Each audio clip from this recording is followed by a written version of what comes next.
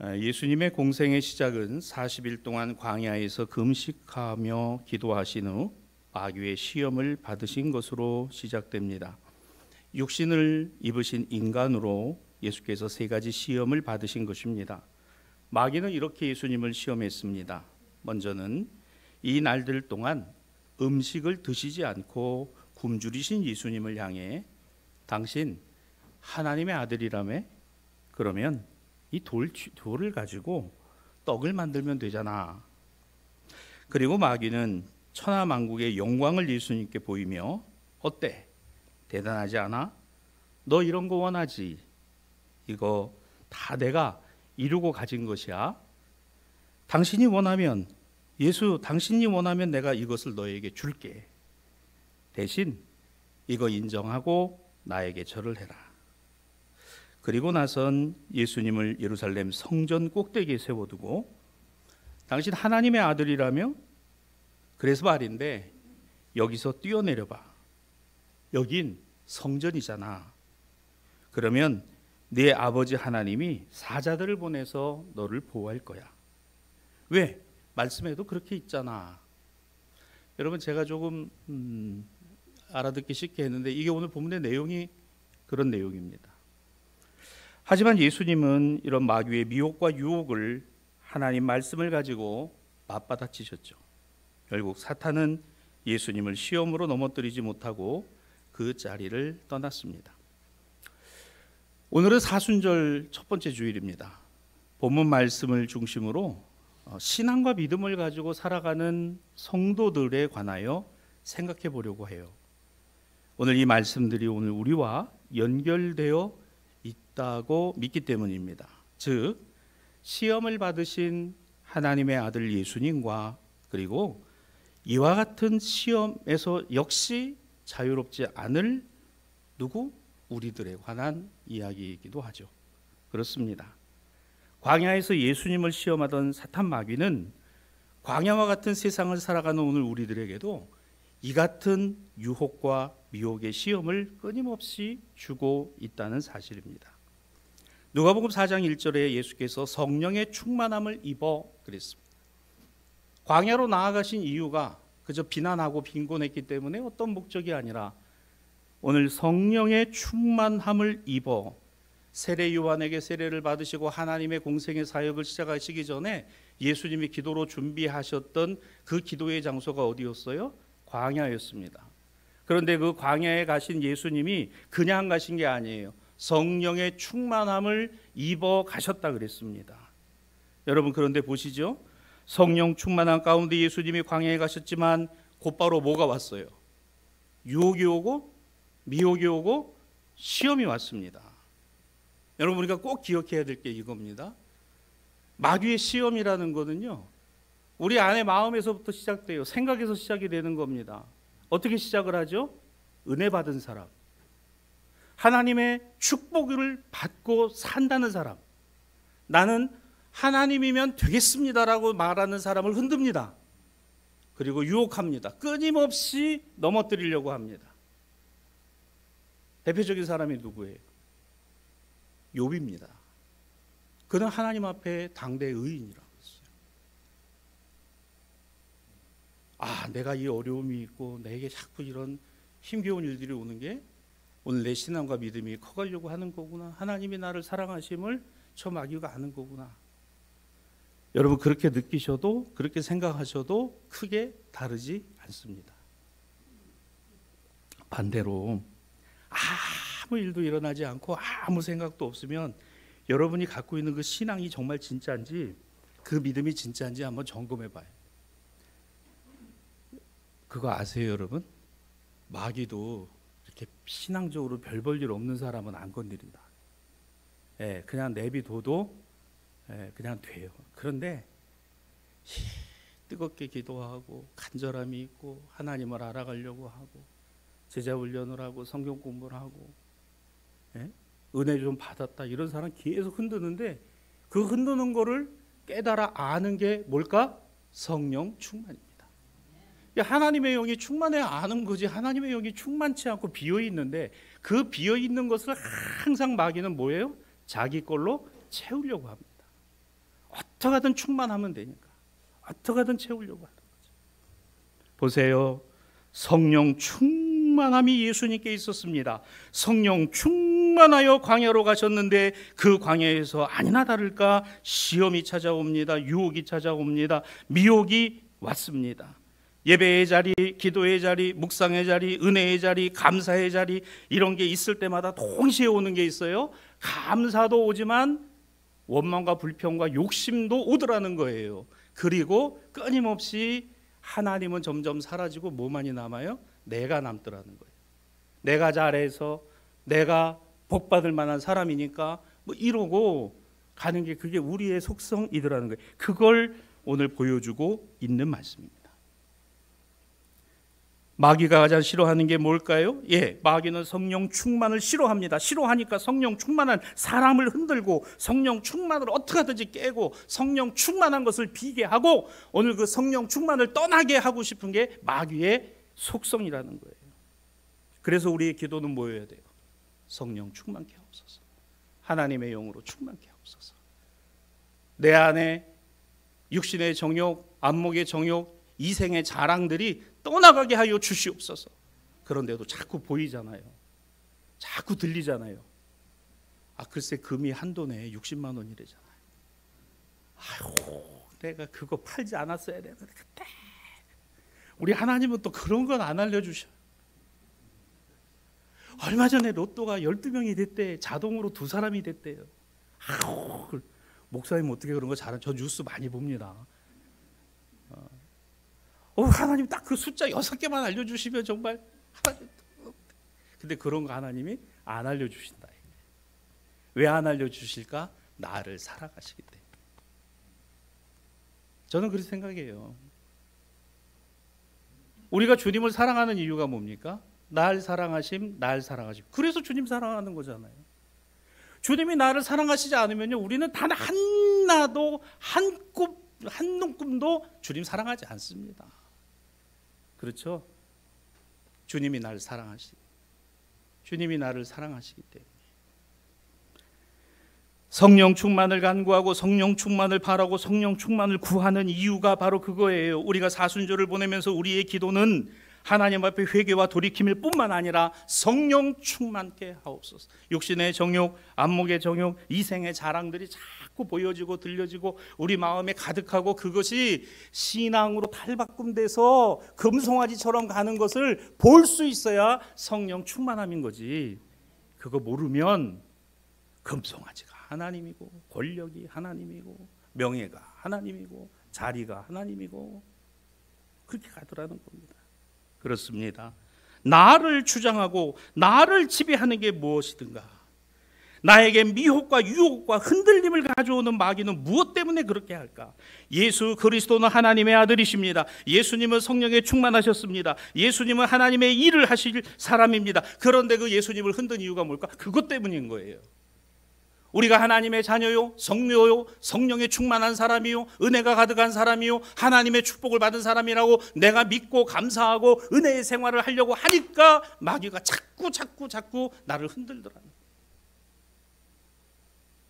1절 말씀을 봅니다. 다시 보죠. 예수께서 성령의 충만함을 입으셨습니다. 요단강에서 돌아오시며 광야에서 40일 동안을 성령에게 이끌리셨다 그랬어요. 성령 충만한 사람은 성령이 이끌어 가세요. 성령이 이끌어 가신다는 것은 광야도 괜찮아요. 성령이 안 계시면 광야는 풀 한 폭이 물 한 방울 나지 않는 땅이지만 성령이 이끌어 가시는 광야는 그 광야에서 물과 풀로 살아가는 것이 아니라 하나님의 은혜로 살아감을 알게 하신다는 거죠. 성령이 이끌어 가셨다는 거예요. 그렇습니다. 이거 하나를 우리 기억하십시다. 이 사순절을 보내며 우리도 성도도 모든 하나님의 자녀들이 성령 하나님의 영의 충만함과 인도하심으로 산다는 사실을 기억합시다. 성령이 충만하시고 그 충만하신 성령으로 이끌려지는, 그 성령이 인도하심을 따라서 살아가는 은혜가 충만한 우리 모든 성도들이 되시기를 주님의 이름으로 축원합니다. 그래서 하나님이 기뻐하시는 것과 그렇지 않은 것을 구분하는 능력을 갖게 되는 거죠. 보이는 게 다가 아니라는 겁니다. 광야는 인간적으로 보면 보이는 게 다일 수밖에 없어요. 근데 거기에 누가 계세요? 성령이 나에게 내가 보는 곳에서가 아니라 그곳에서 하나님의 은혜를 깨닫게 하시고 하나님의 사랑을 깨닫게 하시고 하나님의 은혜와 축복이 무엇인가를 다시금 되새기게 하심이라는 거죠. 그렇게 쭉 이어져 가는 것, 여러분, 이것이 오늘 서신서 본문 사도 바울이 말한 이유가 이겁니다. 로마서 10장 9절에서 이렇게 말하죠. 내가 만일 내 입으로 예수를 주로 시인하며 또 하나님께서 그를 죽은 자 가운데서 살리신 것을 내 마음에 믿으면, 자, 여기에 동사가 두 개가 나와요. 시인하다 그리고 믿다라는 겁니다. 그런데 이게 완료로 끝난 문장이 아니죠. 시인하며 진행입니다. 그리고 또 뭐예요? 내 마음에 믿으면, 그 어느 시점으로부터 언제까지? 지금까지, 앞으로도 계속. 그러니까 바울이 이야기하는 신앙과 믿음의 은혜는 그걸로 끝난 게 아니라 지금도 이어지고 있다는 거예요. 어떻게? 너의 신앙 고백을 통해서, 너의 믿음을 통해서. 그래서 우리 신앙은요, 믿음은요, 끊임없이 내 자신 안에서 확증해 봐야 돼요. 진짜 있는지.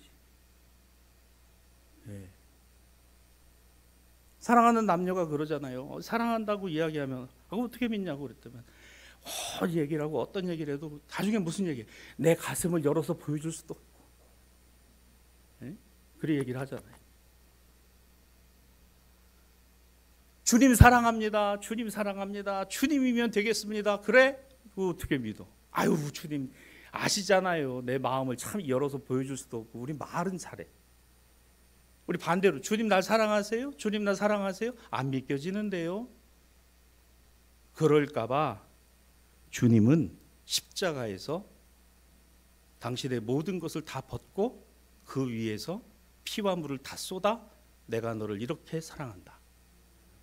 그게 예수님이십니다. 우리는 그렇게 하지 않아요.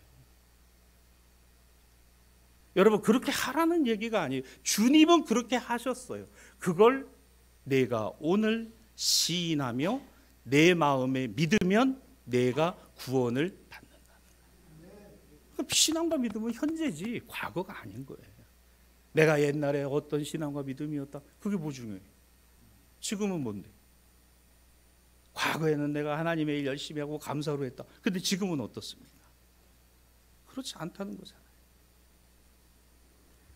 그리스도 예수로 말미암아 그 예수님을 시인하며 내 마음에 믿으면, 왜 그렇습니까? 예수를 주님으로 인정하고 시인하는 것이 왜 필요해요? 순간이 아닙니다. 순간만이 아니에요. 이것은 쭉 계속해서 이어져야 한다는 것입니다. 이번 사순절을 보내시며 내가 예수님을 주님, 나의 주님이세요. 우리 가정의 주님이세요. 우리 자녀들의 주님이십니다. 내 생업의 주님이십니다. 입으로 자꾸 여러분 사랑 고백을 하세요. 경상도 사람들의 문제가 뭐다? 고백을 안 한다. 고백을 안 해. 그래서 별로 멋이 없어요. 그죠? 이제 고백 좀 하시기 바랍니다. 한번 저를 보고, 저를 보고 따라합시다. 내가 너를 사랑한다. 조금 덜 쑥스러우시죠? 집에 가서도 내가 당신 사랑. 여러분, 이 고백이, 이게 시인이에요. 사랑해. 알잖아. 입으로 시인하며 또한 하나님께서 그를 죽은 자 가운데 살리신 것을 내 마음에 믿으면, 그랬습니다. 믿으면 나는 당신 때문에 살아. 이게 돼야지 내가 어쩌다 당신을 만나서 내 인생이 이렇게 됐나 몰라. 여러분, 내가 어쩌다 예수님을 알게 돼갖고 이렇게 살아갔는지 몰라. 여러분, 이렇게 살아가는 성도 아무도 없잖아요. 내가 주님을 만나서 너무너무 기쁘고 감사하고 구원받고 하나님 자녀 된 것 마찬가지예요. 여러분, 내가 당신을 만나서 너무너무 감사해요. 여러분, 우리 대사 성도들 한 신앙가족이 된 거 감사하시나요? 할렐루야. 그러면 이제도 여러분 예배 마치고 오셨어요. 안 오신 성도들 보면 오늘 왜 안 오셨을까 전화도 해보고, 집사님 오늘 어떻게 못 오셨어요? 아유, 오늘 정말 그래서 기도했어요. 별일 없으시죠? 내가 당신을 사랑합니다. 로마서 8장 1절로 2절에는 이 신앙과 믿음이 여기서 오는 겁니다. 그러므로 이제 그리스도 예수 안에 있는 자에게는, 그렇습니다, 이런 사람들에게는 정죄함이 없으니 이는 그리스도 예수 안에 있는 생명의 성령의 법이 죄와 사망의 법을 누르고 이기고 거기에 빠져있는 우리 어떻게 건지셨다. 할렐루야. 오늘 이것 때문에 그런 겁니다. 그래서 예수님을 주님으로 시인하고 인정하고 내 안에 믿음이 있는지를 항상 확인해보고 이 믿음의 고백을 이어갈 수 있어야 됩니다. 여러분, 이 사순절 하루하루마다 하나님이 주시는 말씀이 오늘 내 안에서 내 신앙과 믿음을 돌아보고 오늘 그 안에서 거울과 같이 내 자신이 깨끗하여 주님을 비추고 보여줄 수 있도록 살아가는, 그걸 위해서 내 안에 그리스도 예수 안에 있는 사람으로 내 안에 무엇이 충만하여? 성령이 충만하여. 이게 생명의 성령의 법이잖아요. 죄와 사망의 법에서 너를 건져냈기 때문이다. 오늘 이 말씀이 살아 움직여 여러분의 마음 밭에 떨어지고 마음의 신비 가운데 새겨지는 우리 성도들이 되시기를 주님의 이름으로 축원합니다. 하나님 말씀 믿고 하나님 의지하고 살아가는 믿음의 생활, 이것은 우리 인생이 세워져가는 과정이라고 봅니다. 그 인생을 세워져가는 과정에 가장 가까이 있어야 하는 것이 뭘까? 바로 하나님의 말씀입니다. 그리스도 예수 안에 있는 자는 그 말씀이 가까이 있는 사람이에요. 하나님의 말씀이 가까이 있으니까 그 안에 하나님의 아들이신 예수 그리스도가 항상 그 안에 계시고 그 안에서 역사하심을 느낀다라는 겁니다. 올해 우리 교회의 주제가 뭡니까? 생명이신 예수로 복된 성도, 축복의 가정, 은혜로운 교회. 중심이 있어요. 구심점이 있습니다. 코어가 있어요. 뭐예요? 생명이신 예수님이십니다. 십자가, 부활의 생명, 예수 그리스도에게 한 걸음 더 다가가는 기간을 뭐라 그래요? 사순절이라고 하는 거예요. 그러니까 참 지금 어때요? 지난 수요일부터 사순절기가 시작됐는데 하루하루가 너무 감사하고 또한 그 하루하루가 주님께로 한 걸음 더 나아가고 있는 신앙과 믿음의 여정이 되시기를 바랍니다. 자, 그럼에도 불구하고 문제는 있잖아요. 끊임없이 뭐가 있어요? 시험이 온다는 거예요. 계속 시험이 온다는 거예요. 은혜 받고 성령 충만하여 시험이 끊어지는 게 아니라 그럴수록 시험이 더 많이 온다는 거예요. 끊임없이 다가옵니다. 우리가 이것을 넘어설 수 있을까? 아니면 주저앉아야 되는가? 끊임없는 신앙적 갈등과 믿음의 회의가 찾아오기도 합니다. 예, 맞아요. 신앙적 갈등과 믿음의 회의가 끊임없이 찾아온다는 거예요. 왜 그렇습니까? 우리 인간은 원초적인 문제를 항상 지니고 있어요. 그걸 뭐라고 표현합니까? 죄의 본성이라고 이야기하죠. 내용이 뭘까요? 욕망과 욕심입니다. 이게 죄의 본성이에요. 자, 최초의 죄는 이렇게 시작됐죠. 내가 이것을 먹으면 하나님과 같이 된다. 그게 죄입니다. 욕망이. 내가 모든 것을 하나님이 다 나에게 허락하셨지만 동산 중앙에 있는 그 하나를 허락하지 아니하신 것까지도 어떻게 하고 싶어요? 내 것으로 만들고 싶은 욕심이 있는 거예요. 이게 죄의 본성이에요. 여러분, 인간에게 다 있습니다. 사람에게 다 있어요. 우리의 인생이 여기서 자유로울까요? 자유롭지 않습니다. 예수께서 시험 받으신 그 시험의 세 가지 내용이 바로 압축되어 있는 바로 우리 인간의 욕망과 욕심을 정통으로 겨냥하고 있는 마귀의 괴계인 거죠. 여러분 생각해 보세요. 가장 우리를 잘 아는 마귀는 우리가 어디에 취약하다는 것을 너무너무 잘 알고 있습니다. 사람은 어디서 흔들리면 넘어진다는 걸 너무 잘 알고 있어요. 명예에서 넘어지고 권력에서 넘어지고 돈에서 넘어지고 물질에서 넘어지고 그래서 넘어진다는 거예요. 예수님이 말씀하신 첫 번째 내용이 이겁니다. 누가복음 4장 4절입니다. 사람이 떡으로만 살 것이 아니다. 마귀가 사탄이 유혹하고 미혹하는 것을 되받아치셨다 그랬죠. 맞받아치신 말씀이 뭐예요? 사람이 떡으로만 사는 거 아니다. 이거 여러분 떡을 부정하신 말씀이 아니라는 거 여러분 다 아시죠? 떡으로도 살지만 그러나 그것만이 아니다. 그것만으로 사는 것은 아니다. 그래서 여러분 물질도 구하세요. 돈도 구하세요. 오늘 이 세상에서의 성취도 구하세요. 다만 욕심으로 구하지 말고 일용할 것으로 구하시고 하나님의 영광을 위해서 구하시기를 주님의 이름으로 부탁을 드립니다. 욕심으로 구하지 마시고 그 얘기예요. 주셨으면 감사하세요. 아, 주님 이것 너무너무 감사합니다. 한 걸음 더 주님 허락해 주시면 주님의 영광 위해서 쓰겠나이다. 쓰기를 원하나이다. 그러니까 떡으로만이라는 이야기는 떡을 배제하라, 물질 배제하고 돈 배제하고 뭐 그런 거 배제하라 아닙니다. 떡도 필요하지만 그것으로가 아니라 우리 자녀들을 향한 축복도 그래요. 하나님 우리의 자녀들이 머리가 될지언정 꼬리가 되지 않게 하시고 들어가도 복을 받고 나가도 복을 받고 광주리가 복을 받고 우양이 복을 받고 자녀들이 복을 받고 아무도 아멘을 안 하는 거예요. 아멘 좀 하세요 여러분. 목사가 이거 하려면 쉽지 않아요 여러분. 자, 그런데 그 아멘을 하는 이유 중에 하나가 뭘까? 그 복이 어디서부터 오는 거다? 하나님으로부터 오는 거예요. 신명기 28장 1절로 14절. 이번 주 중에 우리 새벽기도에서 우리 함께 은혜를 나누었죠. 하긴 이게 새벽기도 안 오신 분들은 무슨 얘기인지 모르겠네. 여러분 그래요. 이게 하나님이 주시는 복이, 하나님이 주시는 복으로 받으시라 그 얘기예요. 하나님이 주시는 복에는 겸손, 그리고 하나님 앞에 순종, 그리고 하나님의 뜻에 합당함으로 쓰여지기를 바라는 간구가 있으니 나의 욕심은 떠나가고 나의 욕망이 아니라 오직 하나님의 뜻대로. 얘야 내가 너를 위해 오늘도 기도했다. 아무개야 이 할비가 이 할머니가 너를 위해 오늘 이렇게 기도했다. 하나님이 반드시 너를 복주고 복주시며 너를 번성케 하실 것인데 너 하나님을 잊어버리지 마. 너 예수님 잊어버리면 안 돼. 너 어디 가든지 예배 자리 지켜야 돼. 이거 해야 됩니다. 이거 해야 돼요. 이게 얼마나 중요한 이야기일까? 여러분 사람이 떡으로만 사는 것이 아니다. 맞습니다. 우리가 구하는 것은 떡만 구해요. 떡이 있어야 된다고 생각해요. 그러나 하나님의 모든 입에서 나오는 말씀은 부차적인 거라고 생각합니다. 그러나 그것도 얼마나 중요한 것인가?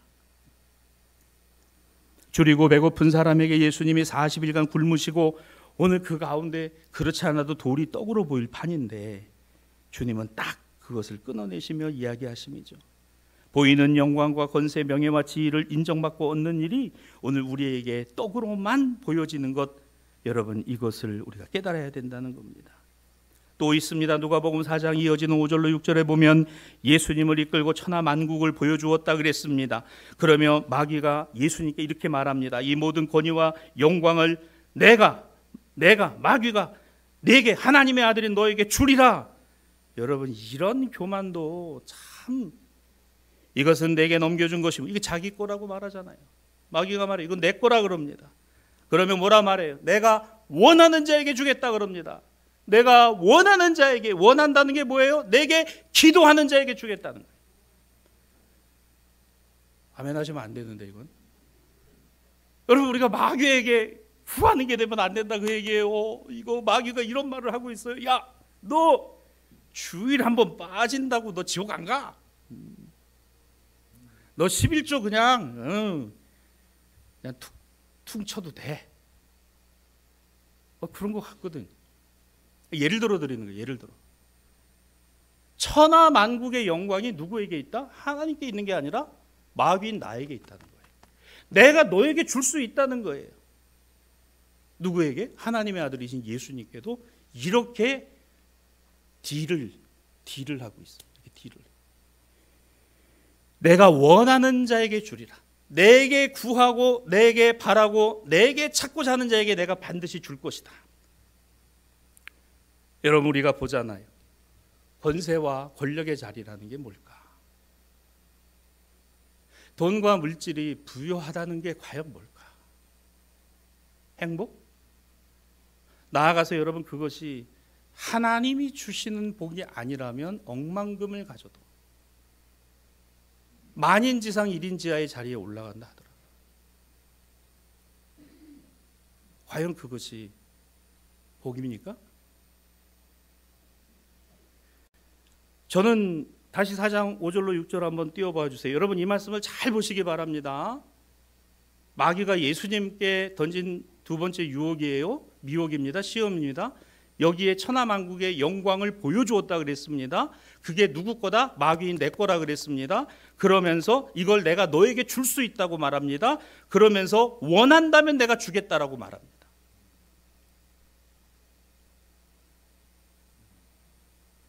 신앙은, 믿음은 엄청난 것인 것 같지만 아무것도 아니에요. 그런데 하나님의 손에서는 우리가 생각하는 그 이상의 결실과 열매들이 만들어진다는 것을 우리가 아는 신앙, 우리가 믿는 믿음, 이게 오늘의 내 신앙과 믿음이어야 된다는 거예요.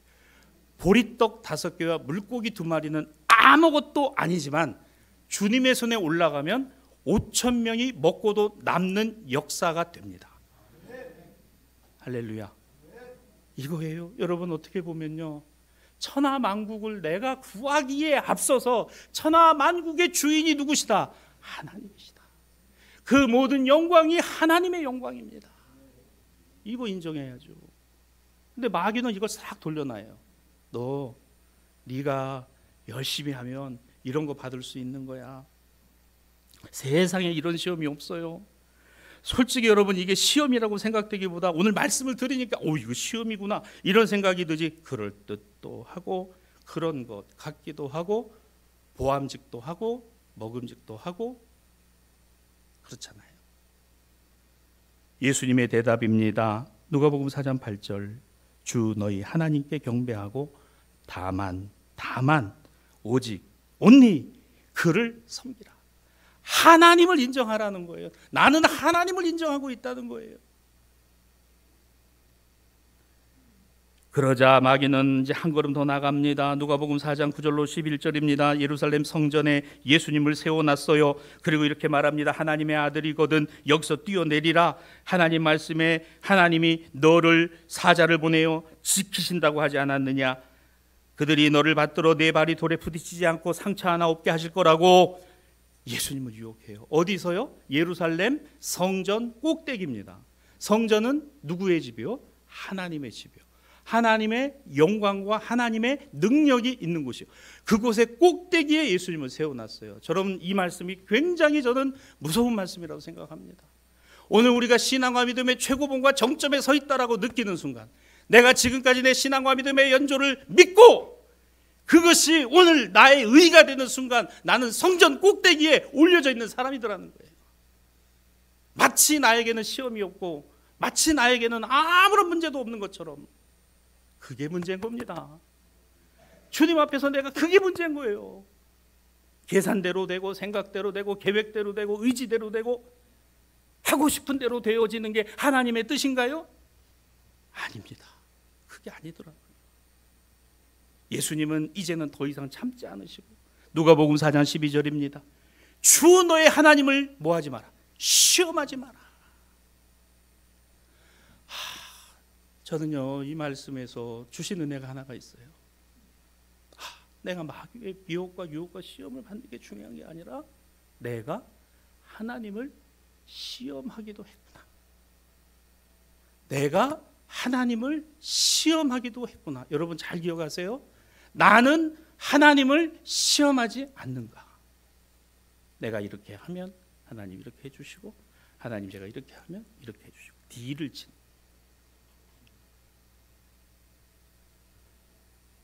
예수님의 광야는 오늘 우리의 광야입니다.